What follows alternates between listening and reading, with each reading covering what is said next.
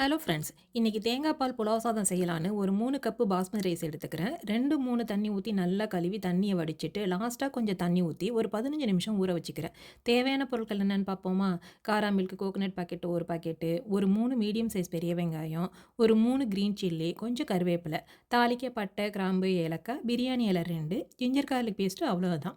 வெங்காயத்தை பிரியாணிக்கு கட் பண்ணுற மாதிரி மெலிசாக கட் பண்ணிக்கிட்டேன். க்ரீன் சில்லியை கீறி வச்சுருக்கேன்.